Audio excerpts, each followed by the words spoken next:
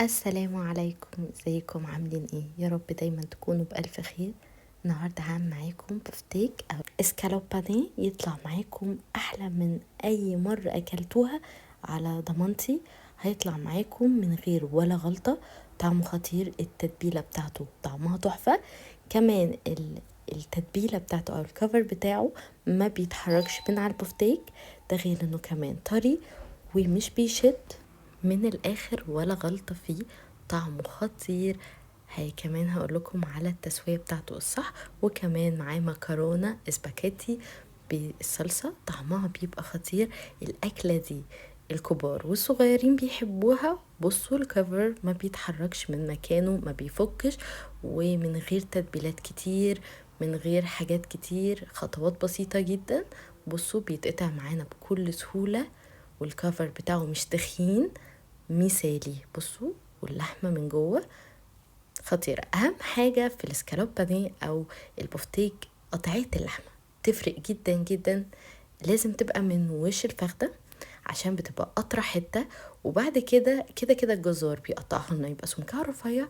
احنا هو بيدقها واحنا كمان بندقها. لو ما عندكوش الشاكوش اللحمة ممكن كمان بالنشابة كده، بس ما ندقش جامد يعني، بس بنشد، بنفتح في الأنسجة أكتر علشان ما تشدش معانا. وأهم حاجة إن ما يكونش فيها من جوه أعصاب أو حاجة، عشان دي الحاجات اللي بتخلي اللحمة تشد معانا. كده اللحمة بقت جاهزة عندنا. بناخد بقى اللحمة بتاعتنا نحضر التتبيلة. عندي بصلاية كبيرة بالمية بتاعتها، انا بشراها وبحط شوية من التفل بتاعها. في ناس ما بتحبش تحط التفل، انا بحب احط التفل عشان يديني نكهة. وكمان بشرت معاهم طماطمية كبيرة او طماطمتين على حسب الكمية، وبسيبها. الطماطم عامل مهم جدا جدا في تفتيح الأنسجة، بتخلي اللحمة الأنسجة بتاعتها بتبقى طرية جدا.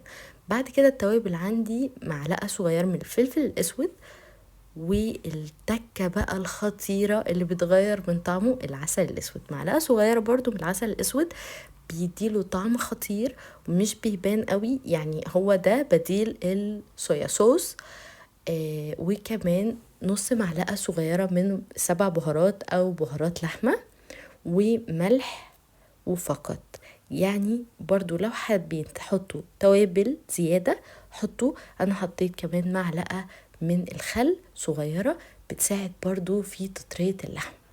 كل الحاجات دي بنغلف بقى بيها كويس جدا جدا اللحمة بتاعتنا، وبنسيبها على أقل حاجة 4 ساعات، مدة ما تقلش عن 4 ساعات في التتبيل. يعني ممكن نعملها من بالليل قبل ما ننام، وتاني يوم نعملها على الغداء، أو نعملها من الصبح بدري قوي علشان تطلع معانا البفتيك ما بيشدش أو ما فيهوش أي عيب. نبتدي بقى نعمل بقى المكرونة. عندي حلة هحطها على النار واحط فيها ملح. ما بحطش على في المية زيت، علشان لما بتبقى فيها زيت ما بتشربش معايا الصلصة، بتمنع ان الصلصة تمسك في المكرونة. لكن احنا لو عايزين المكرونه ما تعجنش نفضل واقفين معاها. الاسباجيتي انا ما بحبش اكسرها، لكن لو حد بيحب يكسرها ممكن يكسرها، لكن انا كل اللي بعمله بفضل انزلها كده في الميه لحد ما تبتدي تتني معايا وتنزل كلها. ولازم تبقى ايدينا في المكرونه، يعني كل ما تاخد كام غلوه كده نقلبها علشان ما تعجنش. لكن بلاش الزيت، لان الزيت بيخليها ما تشربش الصوص معانا. هسيب المكرونة بقى تتسلق، وفي الوقت ده هعمل صوص الطماطم. هضرب الطماطم، اهم حاجة تبقى حمرة معايا عشان تديني صوص لونه حلو. ما نحتاجش نحط صلصة كتير. والمكرونة كمان عندي استوت، انا بطلعها ما تبقاش مستوية كامل او مهرية، علشان هي كمان لسه بتكمل سوا لما بنسيبها. وبنزل عليها مية ساقعة اول ما بطلعها عشان كمان توقف سوا. بعد كده في نفس الحلة اللي عملت سلقت فيها المكرونة هحط معلقة كبيرة من السمنة وشوية زيت، وكنت شايلة شوية من تتبيلة البصل والتوابل حطيتها في الأول تاخد بس يا دوبك تحميرة بسيطة، ونزلت عليها عصير الطماطم. وبعد كده هسيب بقى الطماطم تتسبك على مهلها تماما، ونطلع عندنا بقى البفتيك شرب بقى من التتبيلة.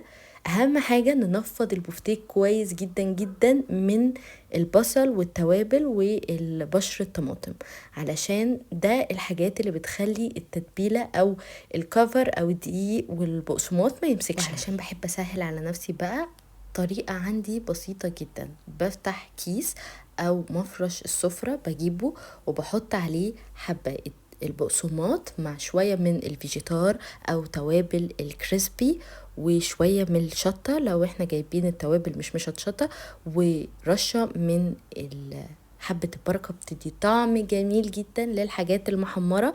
جربوها لو بتعملوا بانيه، عملت معاكم قبل كده طريقة البانيه حبة البركة. وكمان البفتيك انا مش بكترها قوي في البفتيك عشان البفتيك بيبقى ليه طعم قوي، فالحبة البركة ببقى عايزاها حاجة صغيرة. بعد كده ببدأ اجيب بقى البفتيك احطه اول حاجة في الدقيق وابتدي طبطب كده على البفتيك علشان يمسك فيه الدقيق كويس جدا. وعندي بقى بيضة حطيت عليها 3 معالق كبار من اللبن او حبة من اللبن كده ورشة فلفل اسود. هبتدي انزل البفتيك عندي، دي الطريقة التقليدية وده احلى كفر ممكن تعملوه. لو ما عندكوش بيض ممكن تستغنوا عن البيض وتحطوا لبن، برضو بيعمل كفر معايا حلو جدا. اهم حاجة بس نضرب البيض كويس ونسيب على الاقل 4-5 ثواني كده على كل جنب البفتيكة لما تنزل في البيض، ونقلب بقى خليط البقسماط. ده اخر بقى حاجة نروح منزلين البفتيك عندي في البقسماط ونغلفها كويس جدا. بصوا كمان الفكرة بتاعت الكيس او المفرش بيسهل علينا ان احنا ناخد راحتنا من غير طبق من غير اي حاجة، وبعد ما بنخلص بنرمي الكيس ده وبيسهل علينا جدا. برضو لما باجي اعمله في البقسماط بطبطب عليه كده عشان اتأكد ان كل حتة متغلفة كويس جدا. وعندي طبق، وبعد ما بعمل ما بنحطش كتير ولا بنحطهم على بعض، ببتدي اشمعهم في الفريزر اقل حاجة برضو نص ساعة.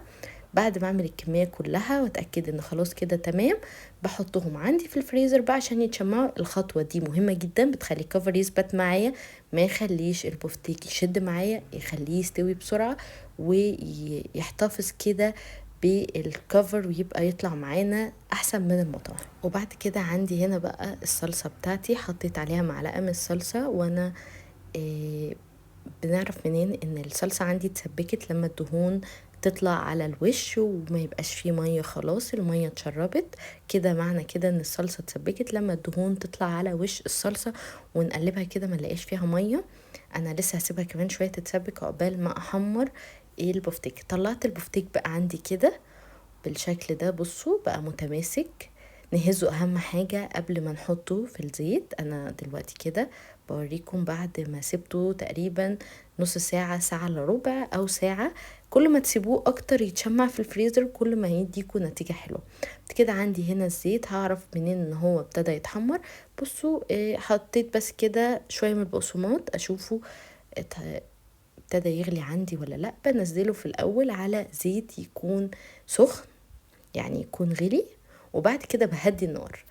وكل شوية بهدي النار وعليها، يعني ما ننيمش النار خالص، ما نخليهاش على اقل حاجة ولا على اعلى حاجة، بحيث برضو ان الكفر ما يتلساش واللحمة تكون لسه ما استوتش. احنا برضو مش عايزين نسيبها كتير لان اللحمة رفيعة جدا مش هتاخد سوا، وعشان كمان هي من وش الفخدة مش بتاخد معانا سوا. لكن لو قطعية تانية وحاسين ان هي ممكن تاخد معاكم شويه سوا، سيبوها على الاقل كل جنب 5 دقايق. لكن انا دي سبتها على كل جنب 3 دقايق، واول ما بتدي تتحمر كده معايا بقلبها على طول، وبنزل اول ما يبقى فيه مكان علشان النار او الزيت ما يعلاش على البفتيك فيبتدي يتحمر جامد فيتلسع. فننزل واحده تانية تاخد من الحراره وبتبتدي هي كمان تستوي معايا. بصوا الكفر بتاعه متحافظ عليه وما طلعتوش على شبكة للعلم، يعني ان انا طلعته كمان على مناديل والكفر بتاعه فضل محتفظ بنفسه او الطبقة الخارجية. وعملت تاني طاسة وطلع معايا تحفة.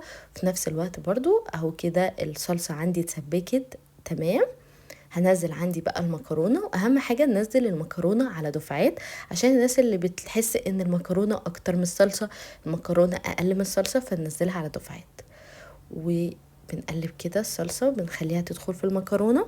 اهم حاجة ان احنا نبقى عاملينها على نار بقى وسط هادية خالص، وبعد ما ندخل كده المكرونة في الصلصة نغطيها ونسيبها على الأقل 5 دقايق عشان تشرب من الصلصة، ما نقفلش عليها على طول، ونسيبها كده تاخد وتدي من الصلصة بالشكل ده. وانا حطيت عليها رشة سكر وملح وفلفل، بس دي التوابل بتاعة الصلصة. وحطيت الشيبسي بيك شيبس، انا مش عامله له اعلان، أنا بس بوريكم ان المنتج المصري طعمه بيبقى لذيذ برضو، وبنستغنى عن المنتجات التانية عشان المقاطعة. وكده حضرنا اسهل واحلى غدا ممكن تعملوه، طعمه خطير. جربوا بجد البفتيك وطعمته وجماله مع شوية مكرونة سباكيتي، ولو عايزين تحمروا بطاطس، الأكلة الرسمية الجميلة اللي احنا بنحبها. وبعد ما قلت لكم كمان على التكة بتاعت العسل الأسود، هي اللي بتنقل الطعم من أحلى لأحلى بكتير، وتخلي النسيج بتاعه يتفتح، وبيخلي البفتيك طعمه خطير. وزي ما انتم شايفين كده مفيش أحلى من البفتيك ده، والكفر بتاعه محافظ عليه ولونه ذهبي فظيع، واحلى سكالوب بانيه تاكلوه. وبألف هنا وشفا. يا رب الفيديو يكون عجبكم، ما تنسوش تعملوا لايك للفيديو، اللي لسه مشتركش في القناة يشترك ويفعل زر الجرس عشان يوصله كل جديد. وشكرا لمتابعتكم الجميلة.